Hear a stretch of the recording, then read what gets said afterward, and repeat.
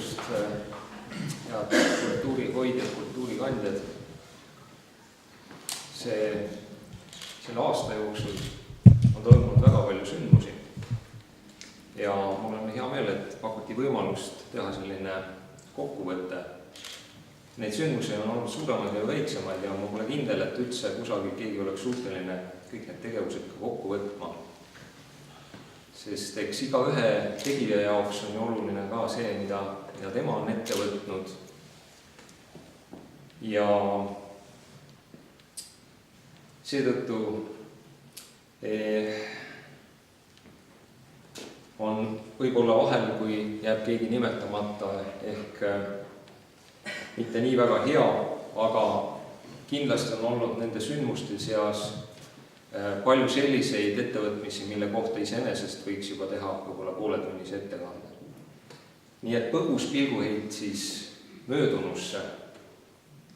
Ja selle aasta jooksul oli tegelikult ka selliseid sündmusi, mida me oleme varem teinud ja mida me loodetavasti teeme ka tulevikus ja mis seetõttu ei ole kindlasti mitte vähem tähtsamad.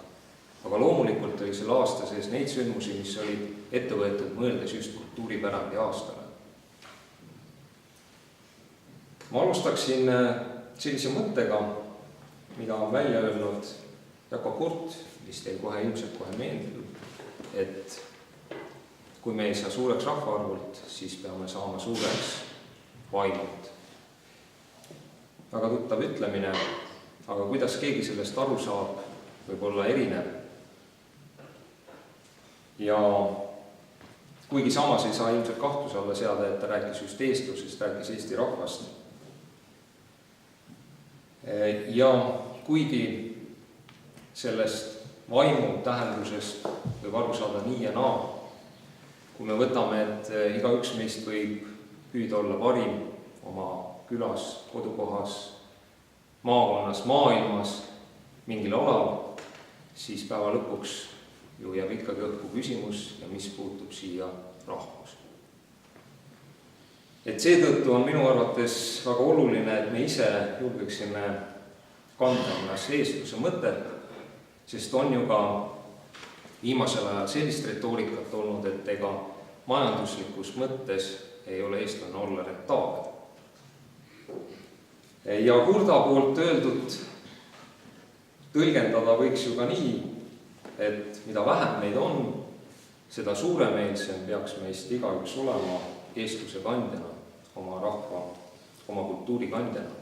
Ja võib-olla sellest mõttest aimundatuna ka 5 aastat tagasi ma käisin välja sellise idee, et asutada Järvamaa pärandi sihtkapital, mis nüüd 4 aasta jooksul on andnud stipendiumi välja 14. korral ligi 2000 euro ulatuses.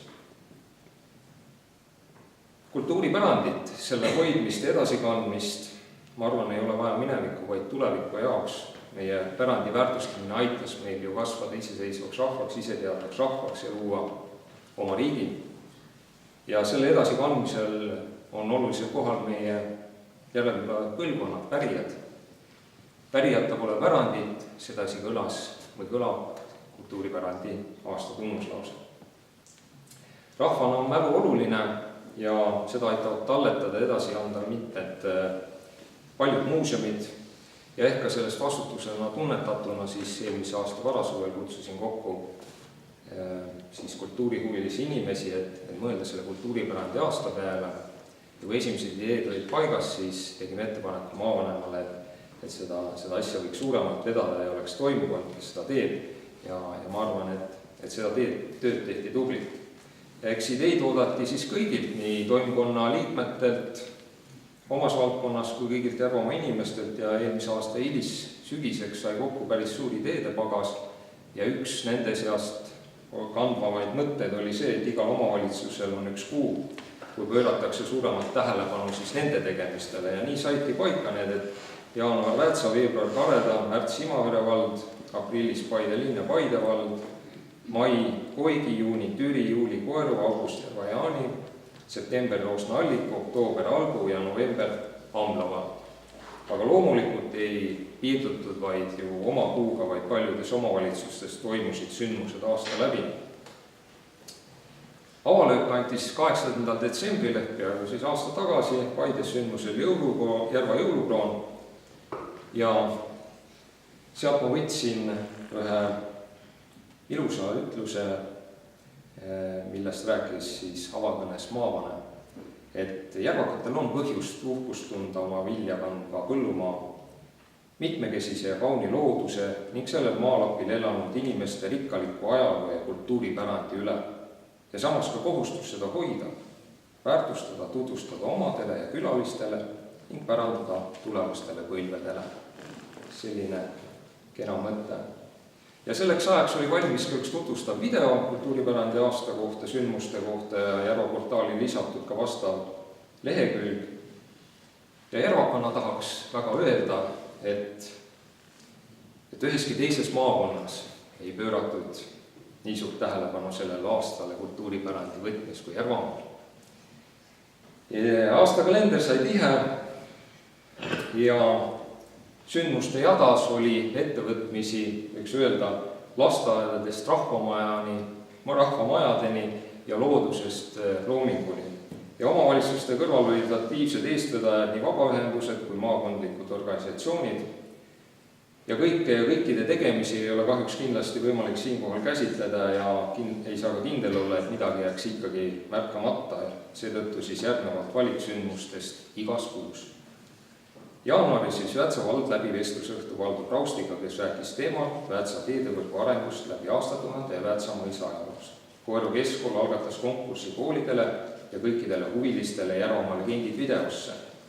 Türil esitleti näitust kauneid. Nii, läheme algusesse tagasi. Türil oli üks kena näitus, mis Eha Pehk korraldas ja selle nimi oli Kauneid leide esimaade käsitöö kirstust. Veebruaris sai teoks 7. Juhan Pika matk Ansumartilt Peetrisse. Väätsal viidi läbi luulepäev luuleseidule tuulest. Imavere lasteaias Mõmmi avati rahvuskultuurinädala raames rahvusnurk ja käsitöönäitus. Märtsis, mis olid Imavere vallakuu, siis sealt edasi võtsid mõõtu väiksed deklamaatorid teemal rahvaluule lapsemeelel ja keelel. Avati näitused käsitööst ja Imavere inimene ajakirjanduses. Käsukonna rahvamajas toimus ajalootund Tiiu Saavestiga, kes rääkis Järvamaa laule tantsupidude traditsioonist. Imavere rahvamaja, Imavere põhikooli ja Imavere päevakeskus korraldasid koostöös loovtööde konkurssi, mille parimad palad kanti ette emakeelepäeval põhikooli õpilaste poolt. Türi muuseumis vestis juttu ja näitas pilte pärandkultuurist Türi vallas Ülo Olmus. Aprillis vedasid kultuuripärandi kuud, nagu öeldud, Paide linn ja Paide vald. Kuud alustati Paide vanarahvamaja juures hoone ees, mis oli endine Pikaküla mõis Paide vallas ja sai Paide rahvamajaks eelmise sajandi 20. lõpus ning mis püstitati teatavasti siis vabadussõjas langenute mälestuseks.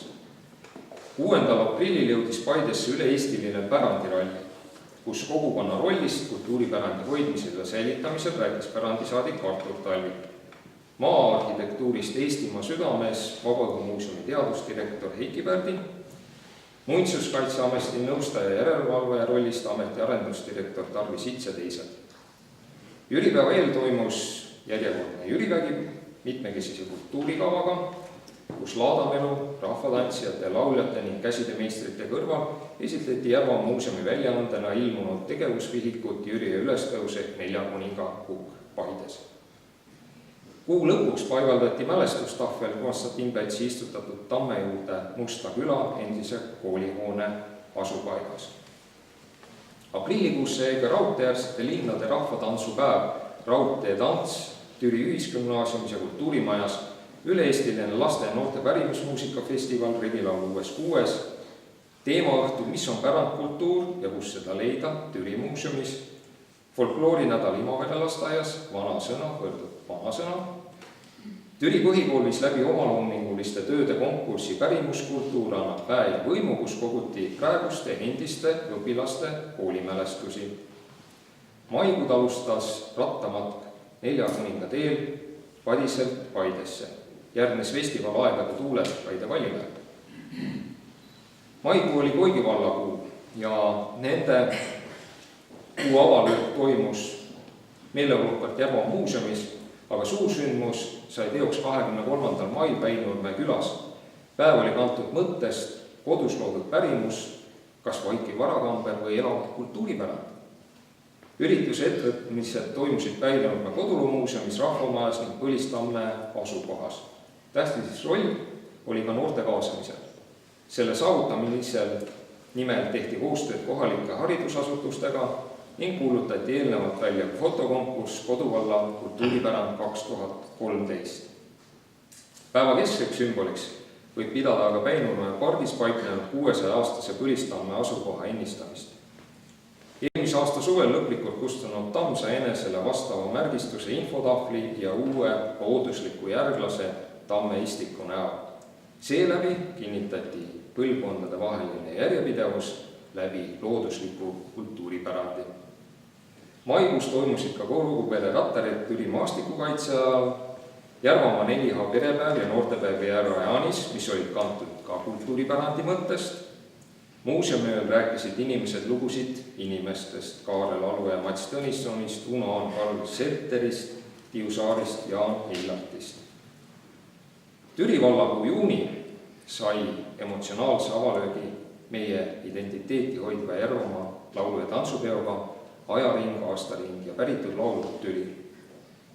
Suurele omavalitsusele kohaselt sai teoks mitmekesine ürituste sari Mõisavood, Kussired, Klokuta, Tori, Mäeküla, Kärevere, Särevere mõisa, Kabala küla ja naabrite päev, Murumoori mängupargi sünnipäev vana- ja mängude, võistluste ja laulude tantsudega, lihtsate väärtuste monumendi avamine, Koru mõisa ja Hiiemäe külastus, Oisukandipäev, võidupüha mälestused, Järvamaa maakaitsepäev, talgupäev ja tutvumine Rõugu dendropargiga, öökontsert Neossaare kabelis. Juunis toimus ka Keskkonnaameti loodusõhtute sarja väliseminar Tuulikute tuu, mälestuspingi avamine Salle Talvistele Saarvere mõisapargis, Järvamaa ettevõtluspärandit tutvustav näitus Kõik tööd on head Järvamaa muuseumis, ajalooseminar Koeru vallas Kuhmu küla ja tuntud isikud, kus avati külakivi ja räägiti Karl Setteri elust ja tegevusest ning astronoomist ja kirjamehest Roopi Hallimäest. Juunikuule järgneski Koeru vallakuu oma tegusa suvega. Koeru muuseumis oli avatud näitus Igal asjal oma lugu. Näha ja kuulda sai Uunaani, Herbert Lasti, Anti Ilometsa ja Vello Kallandi koostatud Koeru kihelkonna koolide lugu, millele järgnes bussiret Koeru kihelkonna haridus- ja kultuuriradadel. Hariduslood päädisid novembris Herbert Lasti raamatuga Koeru valla hariduselu 18.–21. sajandini. Kahel päikesepaistelisel pühapäeval sai teoks seal ka kultuurilooline jalutuskäik Igal kohal oma lugu. Üheskoos tähistati ka Koeru kiriku 725. aastapäeva, laulis Koeru kirikukoor. Pärimuspäevad laste oma folk oli pärimusmuusika üritus, kus musitseerisid noored üle Eesti. 4 päeva jooksul saadi koosmängimise ja esitamise praktilisi kogemusi. Õpiti viiuli ja väikekandle mängimist, tantsiti, lauldi, räägiti lugusid ning tehti nii mõndagi põnevat koos kogenud pärimusmuusikutega. Järjekordse Väinjärve veopeo rahvarohkus ning aktiivne tegevusprogramm päädis aga võimsa tulestiku ja diskoga. Esivanemate uskumuste kohaselt peaks selline mürgel ja tulevärk kaitsma meid kõiki kurja ja halva eest ning pakkuma meile kindlustunnet ja rahulolu. Juulis toimus ka traditsiooniline Kabala laulu- ja tantsupidu, samuti Järvamaa avatud taludepäev Türi vallas ja käsitööpäev Paide vallas Mustla Nõmmes. Kultuuripärandi aasta augustikuu avati 1. augustil Vanatehnika varjupaigas. Üritusele lisas pidulikkust järjekorras 8. muuseumi avamine. Tegemist on valla väiksema muuseumiga, mis asub endises reisijate vagunis ning kannab nime Türi Tammsalu kitsarööpmelise raudteemuuseum vagun. Kuu ja võib-olla kogu kultuuripärandi aasta rahvarohkem üritus toimus aga 3. augustil, kui sai teoks Eestis ehitatud ja Eestis ümber ehitatud masinate, sõidukite ja liikurite killavool, milles osales ligi 2500 inimest. ja kuu raames sai algusega ehk traditsiooniks muutuv Türi Tammsalu rattamatka. Üks rahva rohkemaid päevi Järvamaal oli aga 17. augustil, kui Kabalas toimus siis järjekordne rahvusvaheline kartulitrükifestival, Tammsaare mail viidi läbi teine vargane võistlutantsimine ning Paides sai teoks üle-eestiline ning ehk meie kultuuritraditsioonides kohta kinnistav arvamusfestival. Septembrikuu oli rohkelt pikitud sündmustega Roosna-Alliku vallas. Raamatunäitus Roosna-Alliku ajaloost, jalgrattamatk Kultuskivi otsingul, kultuuripärandi nädal Roosna-Alliku lasteaias ja põhikoolis, rahva poolt kogutud ja kirjutatud juttude tund, Memme Taadi lood, automatk, Viisu kandi rohukivid, taluhooned ja ajaloolised paigad, leivategu Viisu lasteaias, videvikutund Tondijutud noortekeskuses. Suurem ettevõtmine oli aga näituse vana aja asjad korraldamine Viisu rahvamajas. Näitusele tõid oma esivanemate esemeid Viisu külas 7 külaelanikku. Kokku oli näitusel väljas üle 40 eksponaadi. Ja mujal Järvamaal olgu sellest kuust veel ära mainitud rattaajaloole pühendatud päev Pätsal, Türkop 100 ja õhtu Arvo Pärdi muusikaga Paide Püha Kristi kirikus. Oktoober, kui Algu vallakuu ei toonud sealmail ehk oodatud elevust, aga seevastu ei saadud eestlaslikult nii nagu viimasel nädalavahetusel pidama, kui mitmed rahvamajad olid avatud 24 tundi järjest. Ja Järvamaal võtsid projektist osa 10 rahva koos olemise kohta. Türi kultuurikeskus Türil, Kabalas, Oisus ja Taikses, Paide kultuurikeskus, Koeru ja Järvajaani kultuurimaja ning Paide ja Algu valla rahvamajad. Igaühes neist oli sisutihe programm, hõlmates aegu ja tegevusi kaugust esivanemate ajast tänapäevani. Kultuuripärandi aasta novembrikuu oli sisukalt kaetud Ambla valla kultuurisündmustega. Algas see hingedepäeva kontserdiga Amme kirikus. Toimus matk Ussimäe kultuurikoju ajal ja Uustalu pärandkultuuri õpperajal. Mardipäeva trall ja jutuvõistjate konkurss Kratilood. Arlet valmist avalik loeng Ambla valla külad Aravete keskkoolis, koguperepäev Aravete Kangrumäel, muuseumipäev Aravete külamuuseumis ja Järvamaa rahvatantsupäev Aravetel. Ja nii see kiire ring sellel aastal peale saigi. Nagu eelnevalt mainitud, siis nimetatud sündmused olid vaid valik toimuvust. Mõnede sündmuste hindajad sellest aastast saavad olema aga meie järele tulevad põlved. On rõõm tõdeda, et paljudest väiksemad kogukonnad lõid aktiivselt kaasa just sellises õlg-õla tunnetuses suudame ehk paremini edasi kanda oma kultuuri, oma pärandit ja siinkohal kutsuksin üles ka kõiki tegema annetust Järvamaa pärandi sihtkapitalile, mis see aasta toetas lihtsate väärtuste monumendi tegemist, Pegilaulu uues kuues, ajaloopäeva Koeru vallas ja Saletaviste mälestuse jäädvustamist Sarveres. Ma tänan kõiki, kes aitasid seda infot kokku saada ja loodan, et meie pärand on nii hästi hoitud ja edasi kantud ka järeltulevate põlvede jooksul. Aitäh!